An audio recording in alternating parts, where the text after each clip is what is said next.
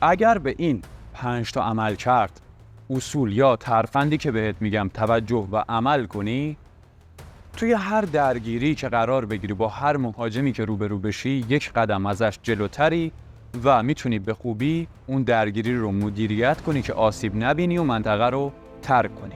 با من همراه باش.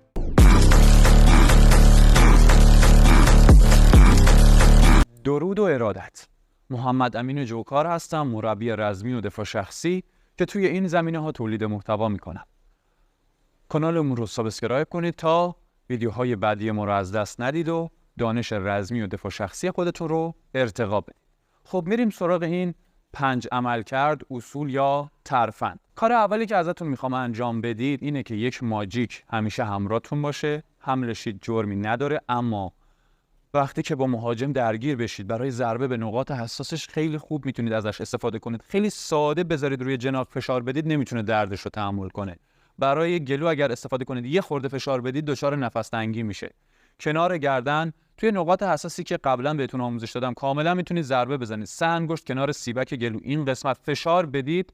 با همین فشار کمی که من دادم دوستم دردش اومد و نتونست تحمل بکنه. حالا اگر ضربه محکم باشه کلا مهاجم رو از کار میندازه. ببینید حتی رزمی کارها که کلی روی تقویت قسمت مشتشون کار کردن، روی سیکناشون کار کردن، اگر توی درگیری یه مشت محکم بزنن بخوره مثلا به استخوان چانه، ممکنه دست خودشون آسیب ببینه که خیلی این اتفاق هم افتاده. و همراه داشتن یک ماژیک باعث میشه که اگر شما خواستید به مهاجم ضربه بزنید هم ضربتون خیلی تخریبگر باشه و هم بتونید برای حالا کنترل کردن، یعنی به صورت فشار دادن هم ازش استفاده کنید و هم از آسیب شما جلوگیری میکنه. وقتی شما دستتون به ضربه زدن عادت نداره، اگر باهاش یه مشت محکم بزنید احتمال آسیب دیدن مچتون و سیکناتون و انگشتانتون وجود داره. خب ماژیک رو به این شکل توی دست بگیرید با 4 انگشت و انگشت شستتون رو بذارید پشتش که از دستتون خارج نشه. حالا ازش میتونید برای ضربه زدن، برای فشار دادن استفاده کنید. وقتی مهاجم گردن شما رو گرفته باشه، شما ببینید با ضربه به همون نقاط حساسی که بهتون یاد دادم الان من فشار بدم نمیشه تحمل کنی، چه برسه بخوام باهاش ضربه بزنم. با یک ضربه ساده میتونید یک غول رو زمینگیر کنید با این وسیله. خب پس همیشه یک ماژیک در مرحله اول همراهتون باشه. خب حالا علاوه بر یک ماژیک، یک بسته فلفل قرمز هم بذارید همراهتون. 200 گرم 300 گرم فلفل قرمز بریزید توی یک نایلون نازک و یکم بهش چسب بزنید. همیشه با ماژیک همراهتون باشه. اگر چند مهاجم روبروتون باشه یا حالا یک مهاجم خیلی قوی تر باشه، کافیه که سریع تا داره بهتون نزدیک میشه نایلون رو در بیارید و با انگشتتون فشار بدید، پاره کنید، بپاشید بالای سر مهاجم. باعث تنگی نفس و کوری موقت میشه که به شما این فرصت رو میده حالا یا بزنید زمینگیرش کنید یا منطقه رو ترک کنید. پس خیلی میتونه کاربردی باشه، به خصوص وقتی که حالا مهاجم سلاح داشته باشه یا چندین مهاجم باشن. خب این از عملکرد اول بود، ترفند اول بود. حالا میریم سراغ عملکرد دوم. عملکرد دوم هوشیاری شماست و اینکه وقتی مهاجم به شما نزدیک میشه میخواد به شما آسیب برسونه، گوشیتون که همراهتونه یه لحظه بزنید روی ضبط صدا. مثلا من احساس میکنم یه نفر داره میاد به من آسیب برسونه، از قیافش معلومه، از نوع رفتارش معلومه، گوشیتون رو بزنید روی ضبط صدا، بذارید توی جیبتون تا اگر بهش آسیبی زدید مکالمتون ضبط شده باشه، بتونید به عنوان مدرک برای اینکه شما از خودتون دفاع کردید ازش استفاده کنید و جرمی شامل حالتون نشه، دیگه نخواهید بدید. حالا از طریق‌های زیادی میشه این کار رو انجام داد که اثبات کرد، ولی خب این هم یکی از راه‌های عالیشه. وقتی گوشیتون رو گذاشتید روی ضبط صدا، گذاشتید توی جیبتون، سعی کنید با مهاجم حرف بزنید و تا جایی که ممکنه بگه کی هست. حالا صداش هم مشخصه که توی دادگاه مثلا اگر شما بخواید ارائه بکنید متعلق به اون شخص هست یا نه، ولی اگر این کار رو بکنید بهتره. بذارید یه خورده باهاتون صحبت بکنه، یه حرفایی بزنید که مجبور بشه جواب بده. پس کار دومی که میخوام ازتون انجام بدید اینه که حواستون به اطرافتون باشه و تا مهاجم به شما نزدیک شد گوشیتون رو بذارید روی حالت ضبط صدا و توی قسمتی نذارید که راحت ضربه بخوره، توی یه جیبی که آزاد باشه. خب بریم سراغ عملکرد سوم. حالت آماده باش بودن شما تا احساس کردید که مهاجمی اومده برای درگیر شدن با شما، یک شخصی رسید به 1-2 متری شما، حالا احتمال دادید که میخواد با شما درگیر بشه. اینجا باید شما براش آماده بشید. به چه شکل؟ بالا بودن دست‌ها، حالا به هر بهونه‌ای، میتونه برای صحبت کردن باشه، برای درست کردن موهاتون باشه، برای درست کردن لباستون باشه، به صورت مؤدبانه باشه، به این صورت باشه، دستتون بالا باشه تا اگر مهاجم خواست به شما آسیب برسونه سریع بتونید بهش ضربه بزنید، سریع بتونید بهش ضربه بزنید، سریع بتونید بهش ضربه بزنید، سریع بتونید بهش ضربه بزنید. اگر دستتون پایین باشه مسیر طولانی تر میشه، کار سخت‌تر میشه و اگر مهاجم یه خورده کار کرده باشه، یه خورده ماهر باشه، میتونه از زیر ضربه هاتون در بره و بعدش به شما ضربه بزنه. پس دست ها بالا باشه. ببینید میتونید همزمان توی این شکل ضربه بزنید، میتونید همزمان ضربه بزنید، همزمان ضربدری ضربه بزنید. وقتی به دو نقطه هم ضربه بزنید دفاع سخت‌تر میشه. اگر یکیش دفاع بشه یکیش اصابت میکنه. پس توی حالت آماده باش، دست ها بالا باشه. حالا میرسیم به حالت پاها. پاهامون اگر شرایطش رو نداشتیم، یه جوری بود خیلی زمان نداشتیم، اصلا یهویی اتفاق افتاد، حداقل پاهاتون به اندازه عرض شونتون یا عرض لگنتون باز باشه که بتونید تعادلتون رو حفظ کنید، پاهاتون پشت هم نیفته. ولی خب حالت بهترش اینه که یکم پاهاتون رو جلو عقب بذارید، نه زایه که مهاجم بفهمه آماده اید برای درگیری، ولی یکم جلو عقب باشه که تا یه ذره هولتون داد شما بتونید خودتون رو کنترل کنید. اگر پاهاتون اندازه عرض شونتون فقط باز باشه، در کنار هم باشه، تا شما رو هول بدن شما میرید عقب. ولی اگر یکی از پاهاتون جلو عقب باشه تا هولتون بده شما میتونید روی پای عقبتون خودتون رو نگه دارید و تعادلتون رو حفظ کنید. حالا تکنیک بزنید روی مهاجم. خب پس شد به این شکل. حالا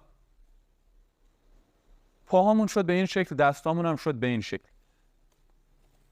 که تا احساس خطر کردیم حالا به این شکل میایستیم که تا مثلا دست مهاجم اومد سریع من رد میکنم، ضربه میزنم. حالا میتونه برای هول دادن تا اومد من باز میتونم رد بکنم. ببینید وقتی که مهاجم دستش میاد برای هول دادن، اگه دست شما بالا باشه همینجا باشه میتونید رد بکنید. مشت میندازه برای صورتتون میتونید رد بکنید. اصلا حرکت خاصی هم نمیخواد بزنید و میبینید با یه رد کردن با یه زدن تو سر دست حریف دستش میره، میاد مشت بزنه تو شکم شما، دستتون بالاست، دستش رو رد میکنید. میاد با یه چیزی به شما ضربه بزنه شما ندیدید توی دستش بوده، میتونید رد بکنید، میتونید جلوش رو بگیرید، میتونید بغلای سرتون رو ببندید مشت نخورید. خواست مشت بزنه سری میتونید ببندید، همینجاست میتونید ببندید برید داخل یا با اون دست به همین راحتی. ولی اگر دستتون پایین باشه تا شما بخواید بیارید ضربه خورده شده، چون اون دستش آماده بوده و حرکت کرده، شما تازه بعد از حرکت اون میخواید بفهمید و عمل کنید. خب پس این هم شد از عملکرد سوممون، حالت آماده باش. خب میرسیم به عملکرد چهارم. در این عملکرد ما باید به حفظ فاصله و اینکه پشتمون به سمت مهاجمی نباشه توجه کنیم. وقتی با مهاجمی میخوایم درگیر بشیم، داره میاد به سمت ما، میخواد به ما آسیب برسونه، ما باید یک دست یا بیشتر، حالا هرچی بیشتر بهتر، حفظ فاصله رو انجام بدیم. چرا؟ چون اگر مهاجم همراهش سلاحی باشه و بخواد به ما آسیب برسونه که ما نمیبینیم توی این فاصله اگر باشیم میبینیم، به نفع ماست، میتونیم در مقابلش از خودمون دفاع کنیم. حالا هم به خاطر این، به خاطر سلاح، هم به خاطر حرکت‌های دیگه. وقتی شما نزدیک باشید پاهای مهاجم رو درست نمیبینید، اما وقتی اینجا باشید تا پاش تکون بخوره میتونید ببینید. فاصلتون که مناسب باشه فرصت تصمیم گیری دارید. وقتی بخواد حمله بکنه شما تشخیص میدید، میتونید دفاع بکنید. خب وقتی شما نزدیک باشید سلاح پشتشه در بیاره یه لحظه به شما ضربه بزنش، ممکنه متوجه اصلا نشید. پس یک دست یا کمی بیشتر، یا حالا گفتم که بیشتر هم بشه باز بهتر. خب حالا وقتی که چند تا مهاجم میشه، یک مهاجم مثلا این طرفه، یک مهاجم هم این طرف منه، من نباید بیام روم به سمت یکیشون باشه پشتم به سمت اون یکی. میتونه راحت رو من تکنیک‌های خفگی رو اجرا بکنه، راحت میتونه منو بگیره، راحت میتونه به من آسیب برسونه. پس باید پشت من به سمتی باشه که مهاجمی نیست. اگر حالا پشتتون یک جایی باشه که بسته باشه بهتره، مثل دیوار، مثلا یک مهاجم این طرفه یک مهاجم اینجا، پشت سر من دیواره، من پشتمو میکنم به دیوار، اینجا حالا میتونم سریع ضربه بزنم، به یکیشون ضربه بزنم تا اون یکی اومد حمله کرد، حالا با پا ضربه بزنم توی زانوش، برگردم بهش ضربه بزنم. یا به هر حال اگر ضربه دومی به من اصابت کنه دارم میبینم و یه کاری میکنه که کمترین آسیب رو ببینم. پس به این موضوع توجه بکنید و حتما توی برنامه‌تون باشه که اگر توی شرایطی قرار گرفتید این عملکرد رو داشته باشید. بسیار مهمه. عملکرد بعدیمون تشخیص دادن اینکه مهاجم میخواد حمله کنه و عملکرد سریع ماست، عملکرد پنجممون. وقتی که شما مهاجم نزدیکتونه، توی این حالت دست میزنه به سینه شما، لحن حرف زدنش هی داره تندتر میشه، صداش داره بلندتر میشه، از حرفای بدی داره استفاده میکنه، دستشو مشت میکنه، صورتتون رو حالا با دست فشار میده، هل میده، توی گردنتون ضربه میزنه، هی هرچی شما سعی میکنید مدیریتش کنید هی داره این کار رو ادامه میده، هلتون میده. اونجا شما نهایتاً 5 ثانیه 6 ثانیه فرصت دارید که مهاجم رو از کار بندازید، وگرنه آسیب میبینید، وگرنه ممکنه درگیری بره یه سمتی که شما نتونید از خودتون دفاع کنید. پس تا این علائم رو دیدید باید یک لحظه از یک ضربه مناسب، از یک حرکت مناسب استفاده بکنید و مهاجم رو در اختیار بگیرید. حالا این میتونه به صورت ضربه ساده باشه، میتونه یک ضربه به نقاط حساس باشه، میتونه حرکت‌های دیگه هم باشه، مثلا بگیریم بپیچونیم سری و مهاجم رو بیاریم روی زمین که حالا میتونیم بهش ضربه هم بزنیم. سر فرمون بدنه و هر طرفی که بپیچیمش مهاجم میره. حالا تکنیک هایی که توی این مرحله باید استفاده کنید رو براتون توی کانالمون و پیجمون گذاشتم که احتمالاً لینکش هم این بالا میاد، برید ببینید، خودش آموزش داره، باید اون تکنیک ها رو ببینید و یاد بگیرید، نقاط حساسی که گفتم رو یاد بگیرید که سریع بتونید استفاده کنید و مهاجم رو از کار بندازید به صورتی که آسیب خیلی شدیدی هم بهش نزنید و فقط باعث بشه به هم بریزه و شما بتونید منطقه رو به سلامتی ترک کنید. اگر به این 5 تا عملکردی که گفتم توجه کنید، مطمئن باشید توی 99% درگیری، مگه اینکه دیگه حالا مهاجم با اسلحه بخواد به شما آسیبی برسونه، اون بحثش فرق میکنه. اما اگر این عملکردایی که گفتم رو داشته باشید، مطمئن باشید که میتونید درگیری رو مدیریت کنید. ولی خب نه فقط با یه بار دیدن این ویدیو، باید بنویسیدشون و روشون کار بکنید، ملکه ذهنتون بشه، وسایلی که گفتم همیشه همراهتون باشه که بتونید به خوبی ازشون استفاده بکنید. وقتی شما یک قدم از مهاجم جلوتر باشید، از قبل براش آماده باشید، ترستون هم کمتره، اعتماد به نفستون بیشتره. وقتی توی شرایط خطر قرار میگیرید کمتر میترسید و باعث میشه که عملکرد خیلی بهتری داشته باشید. حالا کامل کننده این 5 عملکرد کنترل ترستونه که باید به خوبی یاد گرفته باشید. آموزشش رو گذاشتم، حتما ببینید و روش کار کنید که ترستون هم بتونید به خوبی در شرایط اضطراری کنترل کنید، استرستون رو کنترل کنید. اگر این محتوا برات مفید بود، ممنون میشم که با لایک و نظر دادن از ما حمایت کنی، برای عزیزانت بفرست، چون توی شرایط اضطراری خیلی میتونه به دردشون بخوره. ممکنه برای هر کسی درگیری، دعوا، خفتگیری پیش بیاد، بتونن از خودشون دفاع کنن. جاوید باشی.